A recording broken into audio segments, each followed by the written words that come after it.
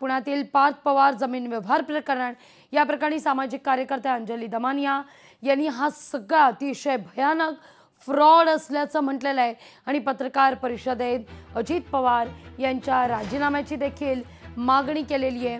अंजली दमानिया म्हणतात जर या सगळ्या प्रकरणाची निष्पक्ष चौकशी होणं गरजेचं आहे तर अजित पवार यांनी उपमुख्यमंत्री पदाचा पालकमंत्री पदाचा राजीनामा देणं नितांत गरजेचं आहे असं देखील अंजली दमानिया यांनी मागणी केलेली आहे। पण ही मागणी करत असताना काही दावे पुरावे सादर करण्याचा प्रयत्न देखील दमानिया यांनी केलेला आहे। पाहूया आपण।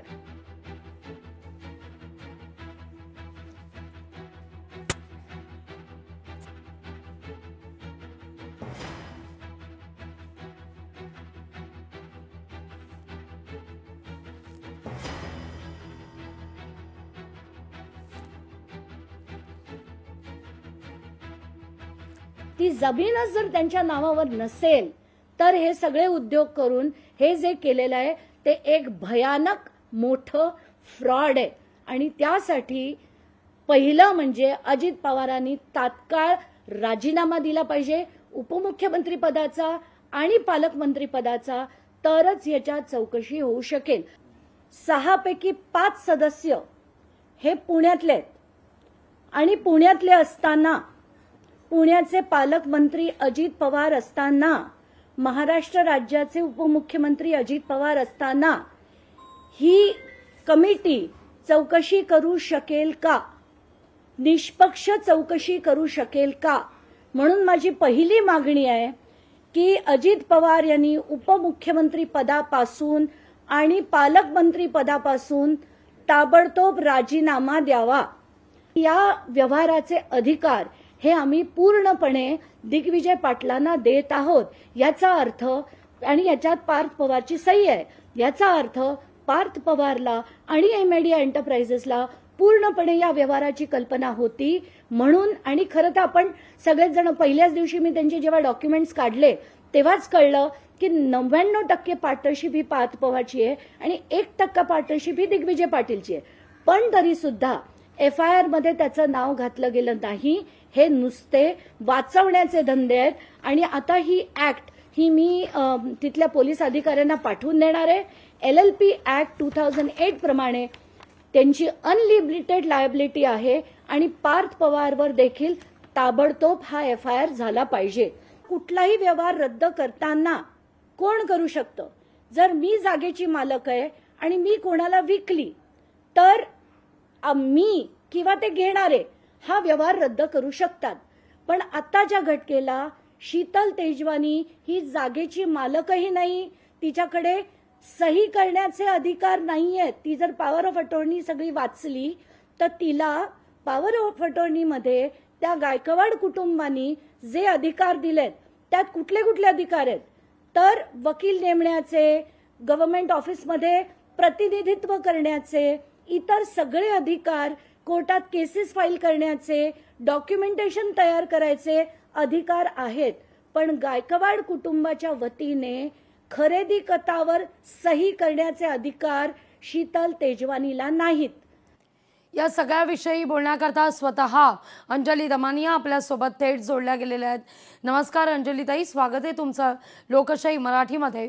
तुमची सगळी जेव्हा पत्रकार परिषद ऐकली त्यावेळी मात्र हे सगळं प्रकरण इतकं क्लिष्ट गुंतागुंतीचं असल्याचं समोर येताना दिसतंय।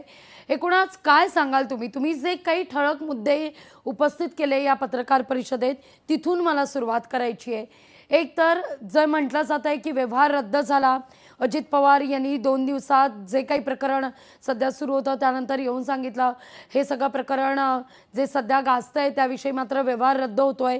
मुळात व्यवहार रद्द करण्याची परवानगीच नाहीये हे आज तुमची पत्रकार परिषद ऐकल्यानंतर समोर येत आहे। त्यानंतर बातमी आली शीतल तेजवानींनी वकिलांमार्फत अर्ज केला व्यवहार रद्द करण्यासंदर्भात, तर तसंही होऊ शकत नाही हे देखील तुम्ही आज स्पष्ट केलेलं आहे। सगळं प्रकरण हे फारच क्लिष्ट आहे अंजलीताई।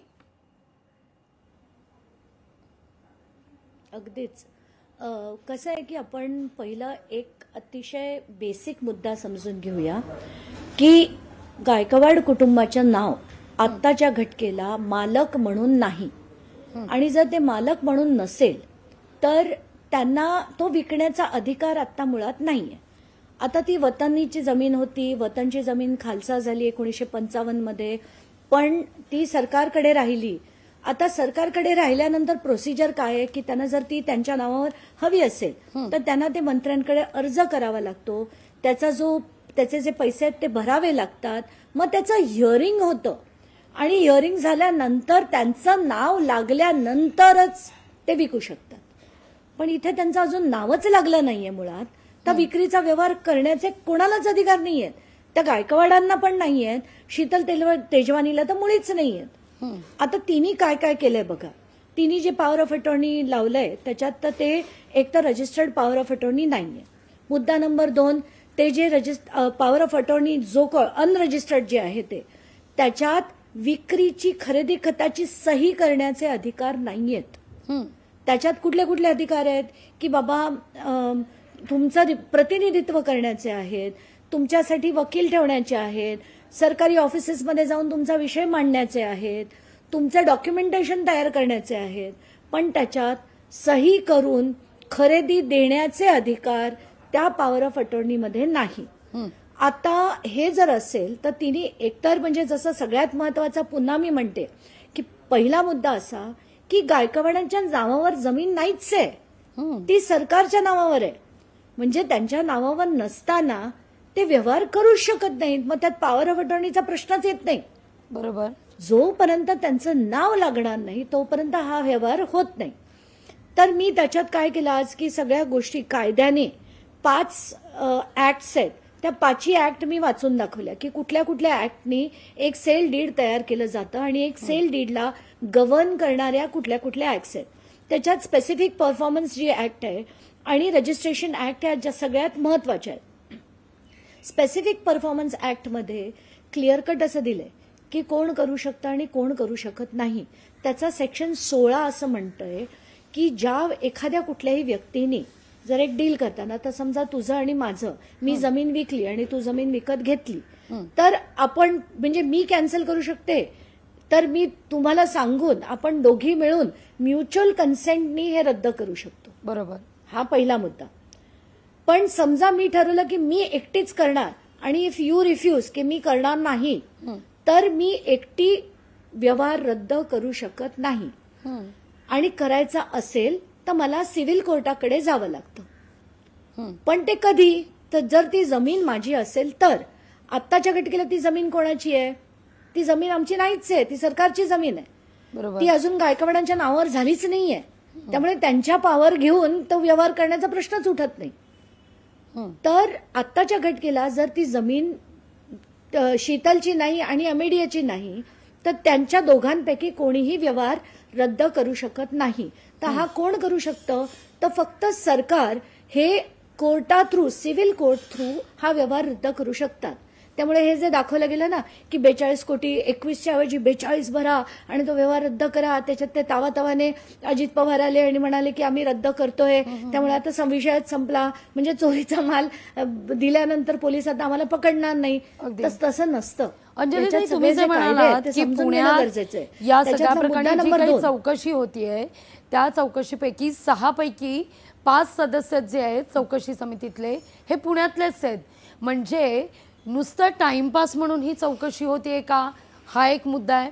दुसरा म्हणजे आम्ही मारल्यासारखं करायचं आणि तुम्ही रडल्यासारखं करायचं, बोळवण करण्याचा कुठेतरी हा सगळा प्रयत्न केला जातोय का, काय म्हणताय? कसं आहे की ज्या माणसांनी 72,000 कोटीचा सिंचन घोटाळा पचवला त्याच्यासाठी हे काय आहे, म्हणजे 1800 कोटी काय किंवा 300 कोटी काय, त्यांच्यासाठी चिल्लर आहे हे. तर आत्ताच्या घटकेला हे सगळे जण जे आहेत ना राजकारणी, प्रत्येक जण सूट लूट करतोय. प्रत्येक जण. म्हणजे मी भाजप वेगळं आहे आणि राष्ट्रवादी वेगळं आहे आणि शिंदे गट वेगळे असं म्हणतच नाहीये. सगळे जण दोन्ही हातांनी लुटतायत. आणि ही जर आपल्याला नुसतेच डोळे उघडे ठेवून बघायची असेल लूट तर ठीक आहे, पण जर लढायचं असेल तर लोकांनी आता साथ दिली पाहिजे. आणि ह्या लोकांना आता अजित दादा दादा म्हटलं की माझ्या डोक्यात तिडीक जाते. कोणाचे दादा आहेत ते? माझे दादा नाही, ते अजित पवार आहेत. आणि हे जे सगळे टोपण नावं जी आपण लावतोय ना, अमुकाला भाई म्हणणं, अमुकाला दादा म्हणणं, बास करा आता. हे सगळे राजकारणी आहेत, तिथे बिझनेस करायला आलेले आहेत, हे लोकांनी समजून घ्यायला पाहिजे. बरं, आता ते जाऊ दे, मी परत त्या मुद्द्याकडे येते. रजिस्ट्रेशन ऍक्ट मध्ये सेक्शन 81 येवलेन सारख्या अधिकाऱ्यांसाठी आहे. तर जे अधिकारी स्वतःचं कर्तव्य न करता फ्रॉड करतात, त्यांच्यासाठी पेनल्टी क्लॉज जो आहे तो सेक्शन 81 ऑफ रजिस्ट्रेशन ऍक्ट मध्ये. सेक्शन 82 मध्ये जर पार्थ पवार, अमेडिया आणि दिग्विजय पाटील आणि शीतल तेजवानी सारख्या लोकांसाठी हा सेक्शन 82 आहे.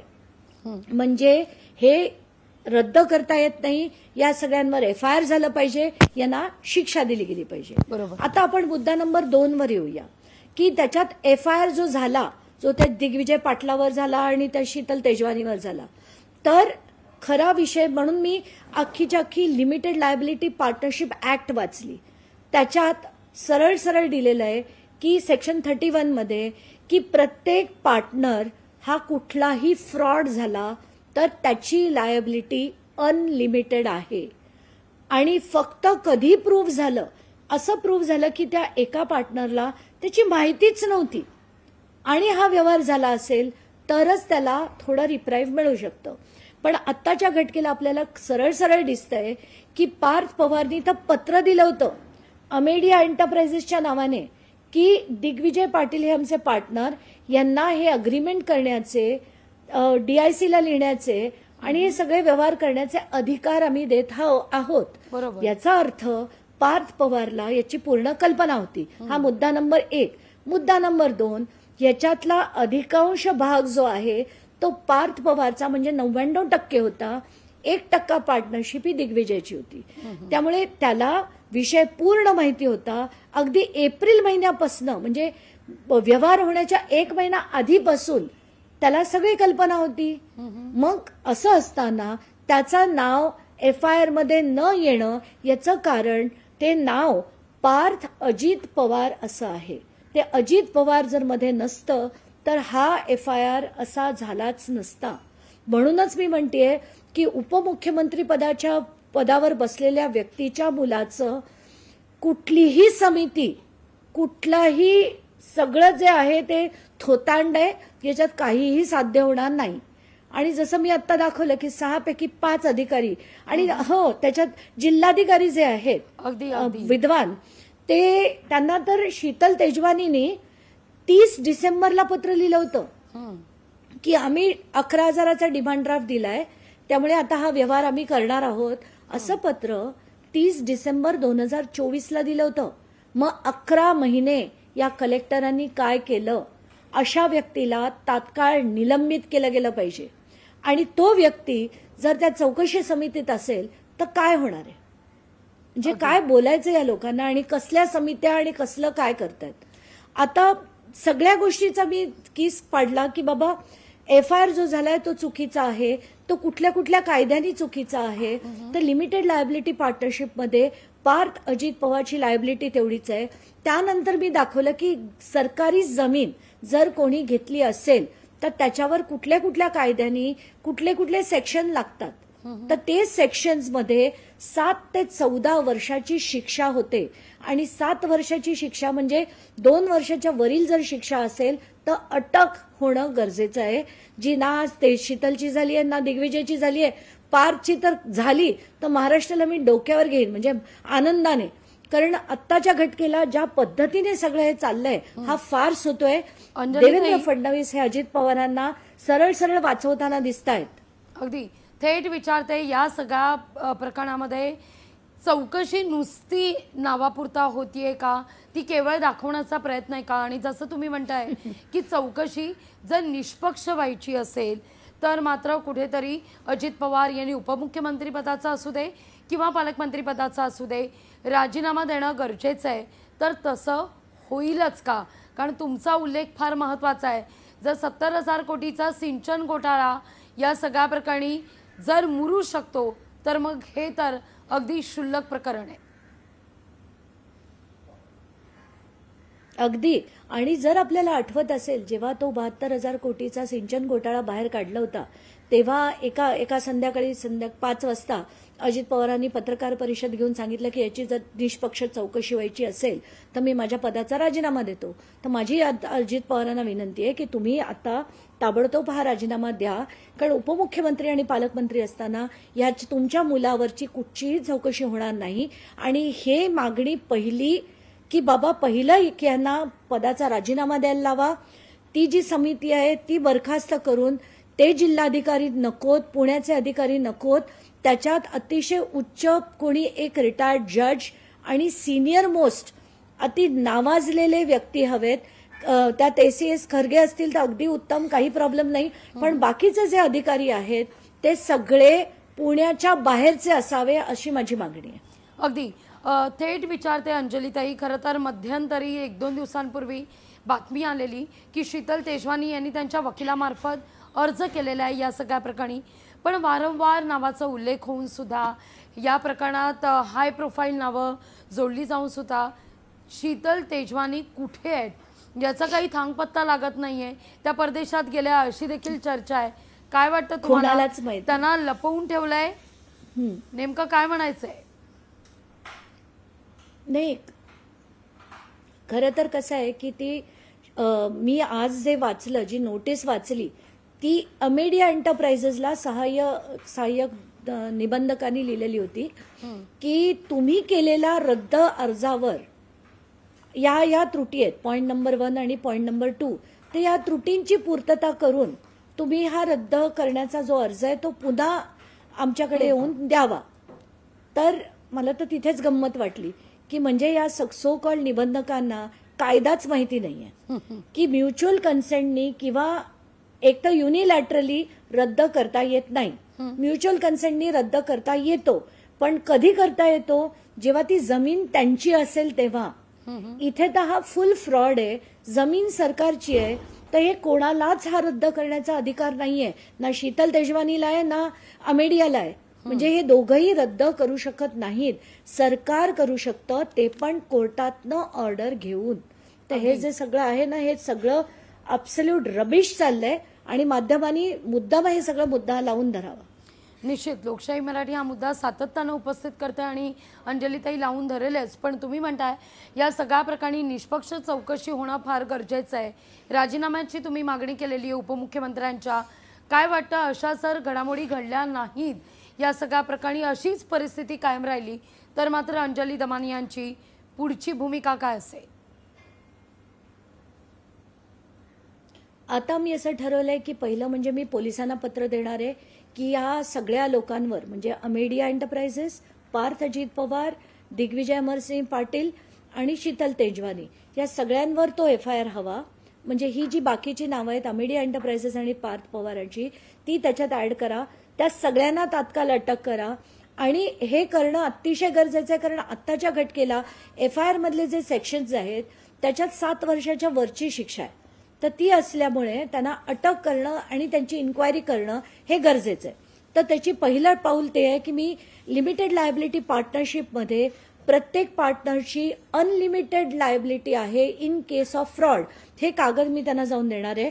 त्यामुळे पोलिसांची भेट घेणार आहे, EOWची भेट घेणार आहे, EDची भेट घेणार आहे, होम मिनिस्ट्रीकडे माझं रिप्रेझेंटेशन पाठवणार आहे आणि हे सगळं महसूल विभागाकडे पाठवणार आहे.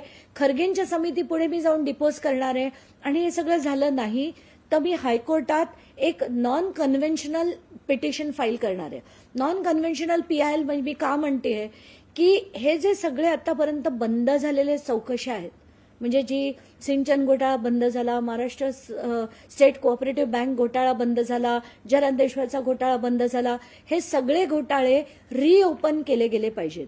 आणि हे रिओपन करून त्याच्यात ह्याची सगळ्याची चौकशी करा आणि कोर्टाने सरळ आदेश हे राज्य सरकारला आणि केंद्र शासनाला दिले पाहिजेत की ह्याच्यात कोणीही कुठल्याही प्रकारचा हस्तक्षेप करू शकत नाही. कोर्ट मॉनिटर्ड ही सगळी इन्क्वायरी व्हावी. नाहीतर आमच्यासारख्या ऍक्टिव्हिस्टना जे इतके जीव तोडून लढून स्वतःची जीवाची पर्वा न करता आम्ही लढतो, तर ह्या सगळ्याला काही अर्थ उरेल का? आणि हा पैसा जो जनतेचा लुटला जातोय, जो महाराष्ट्रातल्या शेतकऱ्यांचा लुटला जातोय, ते थांबण्याची गरज नाहीये का? तर म्हणून मी हे पहिलं वाक्य माझ्या पिटिशनमध्ये घालणार आहे की असं असेल तरच आम्ही लढू, नाहीतर आता लढण्यातही अर्थ नाही. इतकी बिकट परिस्थिती महाराष्ट्राची झाली. अगदी अंजलीताई, तुम्ही म्हणताय महाराष्ट्राची अत्यंत बिकट परिस्थिती झालेली आहे. 2 राष्ट्रवादी दुभंगली आरोप प्रत्यारोप होत गेले, पण जेव्हा मात्र पार्थ पवारचं प्रकरण समोर आलं त्यावेळी मात्र एका कंपनीमध्ये प्रतिभा पवार या देखील या कंपनीमध्ये पार्टनर असल्याचं पाहायला मिळत आहे. हे परस्पर जे साठलोट आहे हे कंपनीमध्ये बिझनेसमध्ये हे पाहायला मिळतं. इथं मात्र पक्षांतर्गत मात्र दुफई माजायची, भांडणं करायची, 2 पक्ष विभागले गेले असं दाखवायचं, विचारधारा वेगवेगळ्या, पण इथं मात्र बिझनेस जोमात सुरू.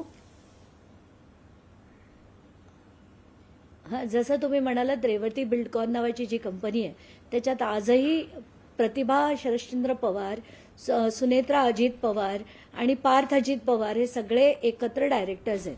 मग जर तुमची विभागणी झाली असेल तर मग या कंपन्या वेगळ्या का नाही झाल्या, त्याचे व्यवहार वेगळे का नाही झाले, असे असंख्य प्रश्न आहेत.